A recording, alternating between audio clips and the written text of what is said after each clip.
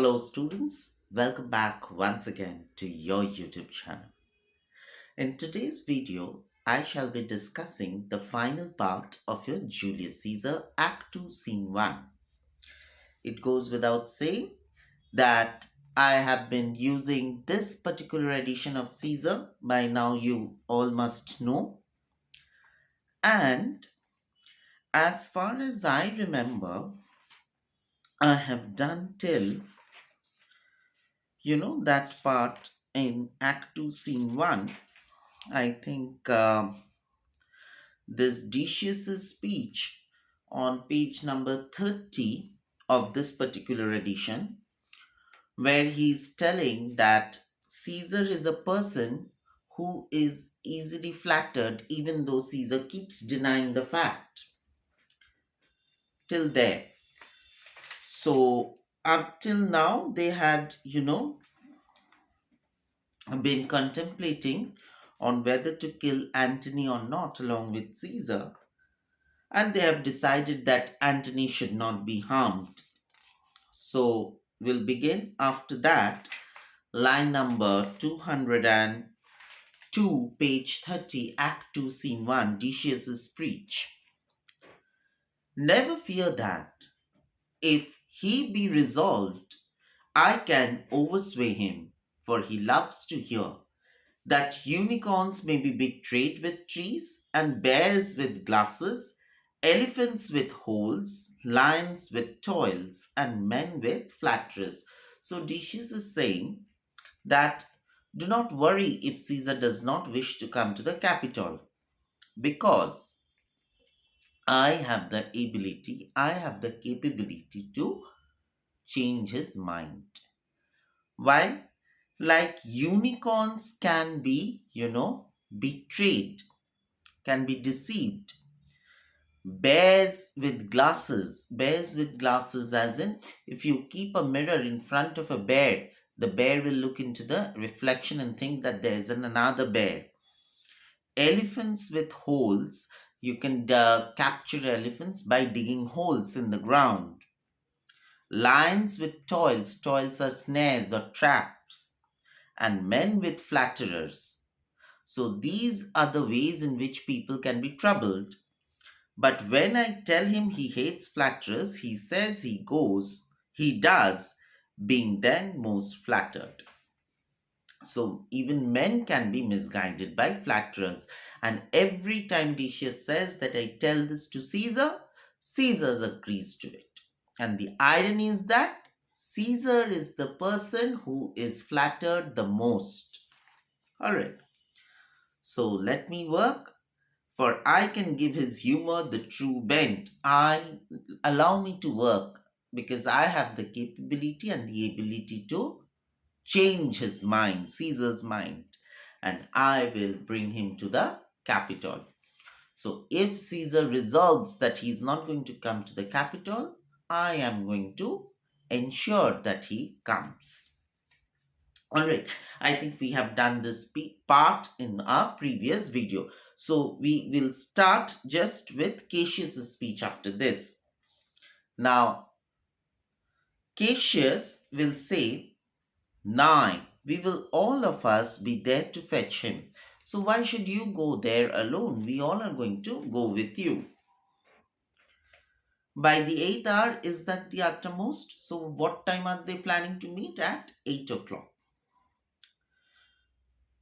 Be that the uttermost and fail not then." So let's stick to that and we'll all meet at 8 o'clock. Metellus. Caius Ligarius doth bear Caesar hard, who rated him for speaking well of Pompey. I wonder none of you have thought of him. Now Metellus Simba is reminding these people that there was this person by the name of Caius Ligarius, and he used to, dislike Caesar. Why? Because Caesar had once reprimanded or scolded Caius Ligarius openly in public because Caius Ligarius had praised Pompey. So ever since then, Caius Ligarius disliked Caesar. So Metellus Cimber is telling, why have you kept him out of the conspiracy plan? Bring him in the conspiracy. Brutus. Now, good Metellus, go along by him. He loves me well, and I have given him reasons. Send him but hither, and I will fashion him. So Brutus says, yes, very good thing that you have made us remember, Metellus. So go to his house. Ask him to come and meet me. He loves me well, and I have given him enough reasons to love me well. So bring him here. Cassius, the morning comes upon, and we will leave you, Brutus, and friends, disperse yourselves. But all remember what you have said and show yourselves true Romans. So the morning is already there, and we cannot wait here any further. So, Brutus and friends, let us disperse, let us go about on our own way. But let me remind you what you have sown. Okay, you'll have promised what you'll have vowed to do, that is, to kill Caesar and show yourselves true Romans. Like true Romans never go against their words, be true Romans. In fact, Brutus had reminded them when everybody wanted to take an oath of promise. Brutus had told them that we are all Romans. Whatever we say, you know, we stick to it. There is no need to take an oath separately. Remember, just before this, Brutus had said. So, that is it. Brutus. Good gentlemen, look fresh and merrily. Let not our looks put on our purposes, but bear it as our Roman actors do, with untired spirits and formal constancy. So herein comes the theme of appearance versus reality. What Brutus is saying is that, gentlemen, look fresh and merrily. Please do not let everyone know that we have been awake the entire night. Do not wear a haggard look, do not wear a tired look. Put on a fresh look, look merrily.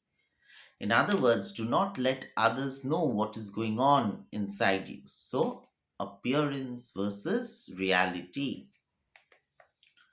But bear it as our Roman actors do, like all brave Romans are putting up a brave fight, be that with untired spirits and formal constancy. With constancy, let there be constancy. Let no man understand you by seeing what's going within you. Exeunt all except Brutus. Everybody leaves, of course. Brutus stays back because it's his own house. Where will he go? Boy, Lucius fast asleep. And he calls out to Lucius only to find that Lucius has long gone to sleep. It is no matter. Enjoy the honey heavy dew of slumber. Honey heavy, alliteration. Honey heavy dew of slumber. Thou hast no figures, nor no fantasies, which busy care draws in the brains of men. Therefore thou sleepest so sound. So Brutus is saying you do not have the worries of the world, whatever worries and tensions we have. So you can sleep peacefully. At this point of time enters Portia. Portia is Brutus's wife. Brutus, my lord. And Brutus is scared. Early in the morning, Portia is awake. Portia, what mean you? Wherefore rise you now? It's not for your health thus to commit your weak condition to the raw cold morning. Brutus is taken aback. Portia, why have you gotten up so early? It's extremely cold, it's extremely chilly. You will catch a cold. Why have you gotten up so early from bed? Portia, not for yours neither. So, from the very first statement, Portia makes us, makes her presence feel.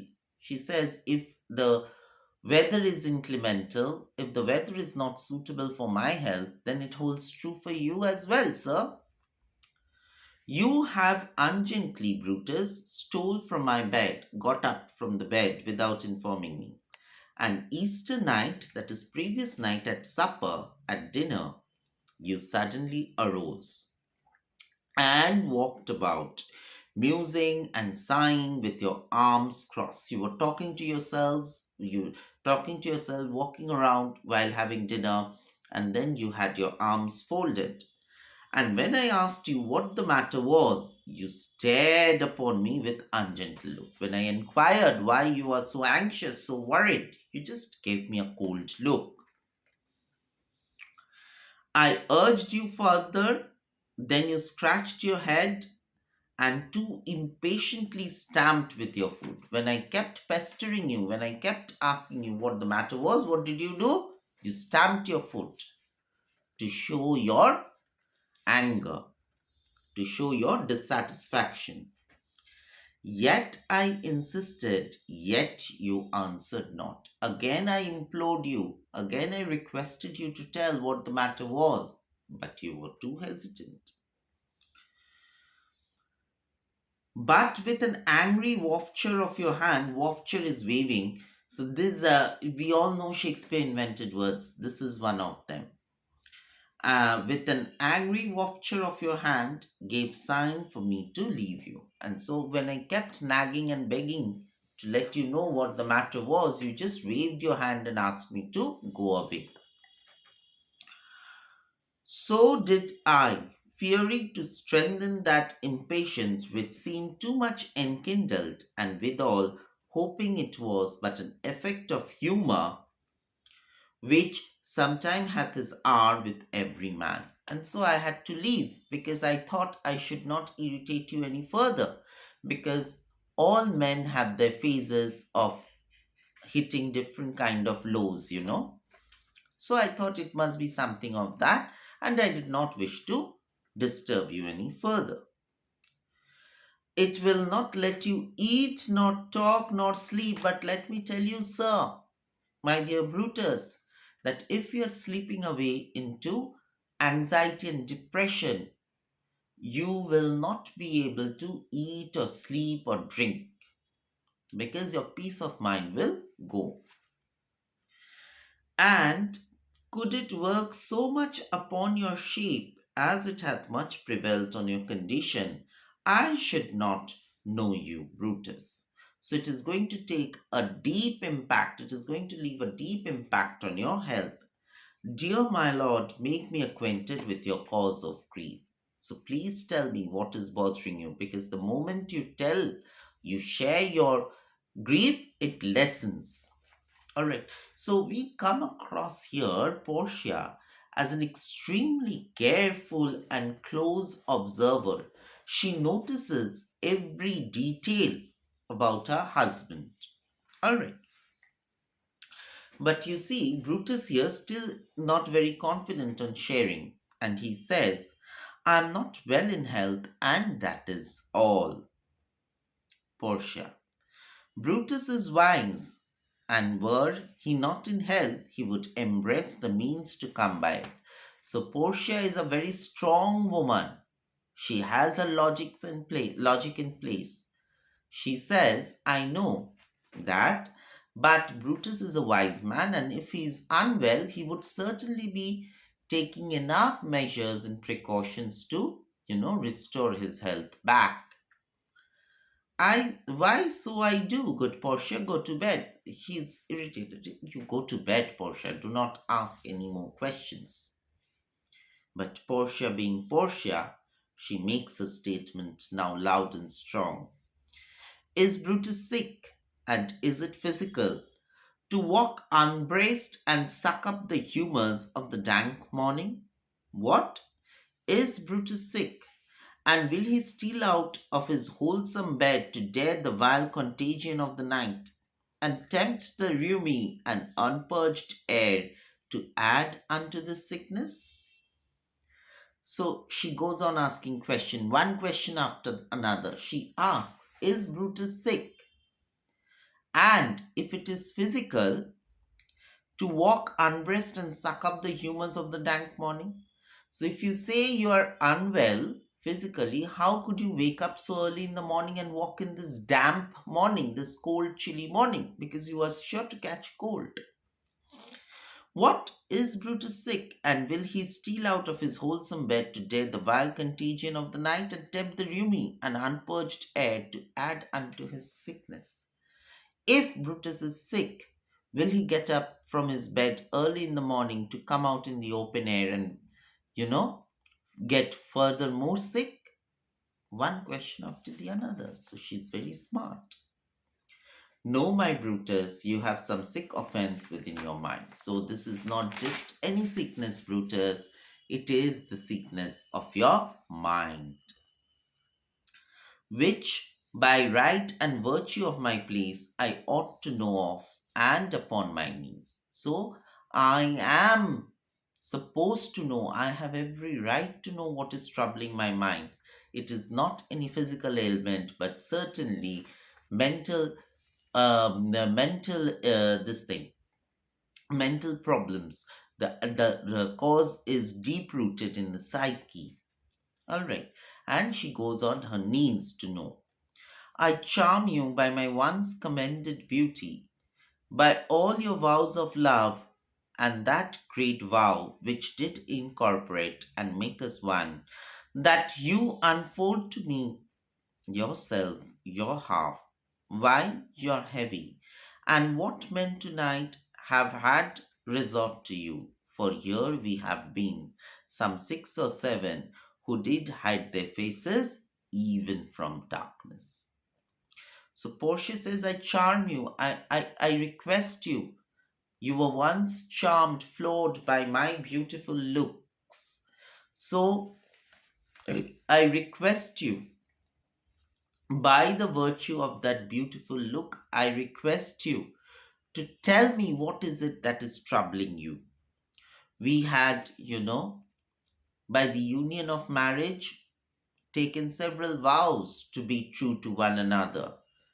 So, you tell me what is it that troubling you. As it is, there were 6 or 7 men who came in the darkness of the night whose faces were hidden. So tell me what's going on. Brutus is very ashamed because Portia is kneeling right in front of him, and he loved Portia dearly. Kneel not, gentle Portia. But Portia, being Portia, she says, I should not need if you were gentle, Brutus. I wouldn't have required to, kneel in front of you, my dear Brutus, had you told me what is troubling you. Within the bond of marriage, tell me, Brutus, is it expected I should know no secrets that are pertinent to you? I am legally married to you, Brutus. Do you think it is logical, or is it right to not let your partner know what is troubling you? Am I yourself, but as it were in sort of limitation, to keep you at meals, comfort your bed, and talk to you sometimes? Dwell I but in the suburbs of your good pleasure. So, am I supposed to be a partner in limitation? That is, what am I good for? To keep you at meals, to provide you with food when you get back home, comfort your bed or satisfy you in bed, and talk to you sometimes, perhaps, or for that matter, to live in the suburbs. That is, on the periphery of your heart, not in within the deep core of your heart. If it be no more, Portia is Brutus's harlot, not his wife. So if that is the case, then Portia does not become Brutus's wife. If Brutus cannot share things with Portia, and Portia is only supposed to provide Brutus with food when he comes back home, satisfy him in bed at night, and talk sometimes, rarely, but not share all secrets, then Portia is not supposed to be his wife. Portia is as good as a mistress. Who is a mistress? A harlot. Someone who will keep you company but will not love you. It will, all the needs will be physical, not metaphysical. All right. So, Portia is coming across as a very strong individual who is putting her thoughts well placed, her arguments well placed in front of Brutus. And Brutus is very embarrassed. He loved his wife dearly. So he says, "You are my true and honorable wife, as dear to me as are the rudy drops, rudy are red, rudy drops that visit my sad heart. So you are as precious to me as the blood drops that reach the heart when the heart pumps its blood. So do not consider yourself as someone unworthy." Portia, if this were true, then should I know the secret? I grant I am a woman, but withal a woman that Lord Brutus took to wife. Portia says, "Yes, I understand that you cannot share your thoughts with me because you feel that I am a woman. Of course, I am a physically a woman, biologically a woman." Actually, what happens is in those days, women were considered, you know, as someone who would not be able to keep secrets. Okay. So Brutus probably had tried to keep away things from her. And Portia tells that if you're thinking that because I'm a woman, I will not be able to keep secrets, please remember who I am before considering me or before confusing me with other women. She says, "I am that woman whom Lord Brutus took to wife. I am Brutus's wife." So if Brutus is one of the most revered men in Rome, I am his wife. So I am equally a strong individual. I grant I am a woman, but withal a woman well reputed, Cato's daughter. Cato was Portia's father, who was a Roman general who was known. This Cato was very famous for being brave as well as someone who's extremely loyal to the land. Okay, a true patriot. So Portia is reminding Brutus that not only am I your wife, but also Cato's daughter. So Cato, who was known for his honesty and loyalty, I am that man's daughter. So the honesty and loyalty runs deep in my blood, in my vein. I have inherited those qualities. Think you am no stronger than my sex, being so fathered and so husbanded? So you think I'm just any other ordinary woman? Please give it a thought that I am the wife of such a husband and a daughter of such a man. Tell me your counsels, I will not disclose them. Tell me, I'm not going to divulge out your secrets. I have made strong proof of my constancy. And she says, "You know how loyal I am to myself? I'll tell you. Giving myself a voluntary wound here in the thigh. Can I bear that with patience and not my husband's secrets?" So she says that I have given a wound on my thigh with a sharp knife. Myself, I have hurt my thigh with a knife. I have made a deep cut, made a deep slit. And when it was bleeding, I did not let out a cry because I wanted to keep that pain within me. So you think that is easy?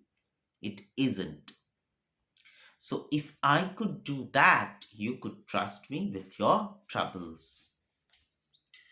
And Brutus is thoroughly embarrassed because the wife is such a strong individual character and Brutus has underestimated her. "O ye gods, render me worthy of this noble wife. Make me worthy of her."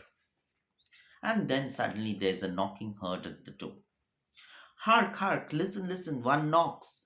Portia, go in a while, and by thy bosom shall partake the secrets of my heart. So please go inside now, Portia. Someone is knocking at the door. Slowly, I'm going to tell you everything. All my engagements I will construe to thee. I'll tell you all my plans. All the character of my sad brows, I'll tell you the causes of my sadness. Leave me with haste. but immediately go away now. At this point of time, exits Portia, and he calls out to Lucius, the servant, and asks, "Who is it that knocking?" And Lucius comes back with Ligarius. Remember, Brutus had asked Metellus Cimber to go and get Ligarius from his home? So Ligarius has come in. Lucius says, "Here is a sick man that would speak with you. Here is a person who would want to talk to you, and he is unwell." Brutus, "Caius Ligarius, that Metellus spoke of." "Boy, stand aside. Caius Ligarius, how? How are you? How have you been doing, Caius Ligarius?" "Vouchsafe good morrow. Consider that I am trying to tell you a good morning from a feeble tongue, weak tongue, because I am unwell." "Oh, what a time you have chose out, brave Caius, to wear a kerchief. Would you were not sick. Oh, what a time you've chosen, Caius Ligarius, to fall sick. I wish you had not fallen sick now. Why? Because we need you in our team, in our conspiracy. I am not sick if Brutus have in hand any exploit worthy the name of honor." Caius Ligarius says, "Unwell? Who said I'm unwell? If you have anything, any work which needs my help, I'm always there for you." So that means Brutus had done something to Caius Ligarius previously, which is not told to us, for which Caius Ligarius is indebted. That is why he is, without even listening to what the task is, he's saying, "Whatever you're doing, I'm there for you." "Such an exploit I have in hand, Ligarius. Had you a healthful ear to hear of it?" "Yes, of course, we have some plans, but are you ready to hear it?"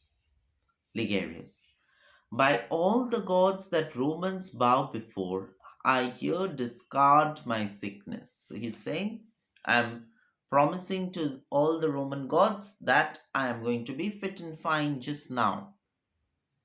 "Soul of Rome, brave son, derived from honorable loins." So see, Ligarius is addressing, you know, Brutus as a brave son, that is, worthy son of a worthy father. Remember also previously, in around line number 52 and 53, when those letters were coming in for to Brutus, Brutus was under the impression, because his father was such a great man, Brutus has been receiving such letters. So here also we see Caius Ligarius telling Brutus that you are a worthy son of a worthy father. You go back to Act 2, Scene 1, line number 53, you will see that part where Brutus is feeling that because his father was a great man, people of Rome are extremely dependent on him, and that is why those letters are being thrown to him. All right. So, brave son, derived from honorable loins, thou like an exorcist has conjured up my mortified spirit. All this while I have been very damp, very low, but now you like an exorcist has lifted up my spirit. Who is an exorcist? One who takes away the spirits, evil spirits out of these people, common people, right? So, like an exorcist, Brutus has, uplifted the spirit of Caius Ligarius. "Now bid me run, and I'll strive with things impossible. Ya get better of them what's to do. So tell me just what is to be done, and I'm going to do that." Brutus, "A piece of work that will make sick men whole." Ligarius, "But are not some whole that we must make sick?" So they are playing with words. "That must we also. What it is, my Caius, I shall unfold to thee as we are going to whom it must be done." But he does not tell in between the plan. He tells, "I'll tell you, Caius, what we've planned only after we reach the person's house." that is Caesar's house. They're all going to Caesar's house to carry him to the capital. So he's saying, once we reach there, I'll tell you the plan. Caius Ligerus. Set on your foot, and with a heart new fired, I follow you. You start, I will follow you. So to do I know not what, but it sufficient that Brutus leads me on. So I need not know whatever needs to be done. All I need to know is Brutus is leading the way and I will follow him. So we see here Caius Ligerus becoming a blind follower of Brutus.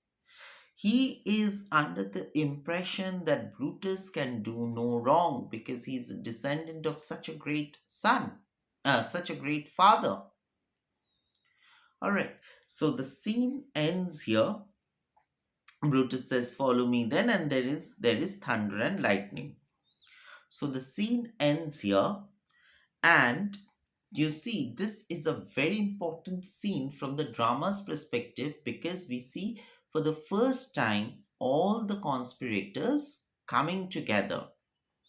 We also get to see the evolution of Portia, how Portia as an individual is matured, is a strong, iron willed, and independent woman.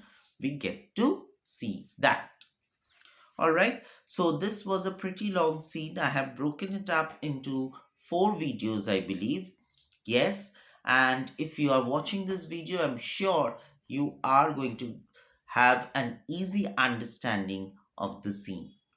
So, if I have been easy enough, lucid enough in my explanation of Act 2, Scene 1, please do not forget to give me a like and subscribe to my YouTube channel. It shall keep me motivated. Also, you could write in the comment section on what are the things that you feel you need a more elaborate explanation on. I shall try to come up with a video on those particular areas. Okay, so we'll stop here for the day. We'll be back very soon with Act 2, Scene 2 of Julius Caesar and other related topics of your ICSE English. Till then, take very good care of your health. Goodbye. Have fun.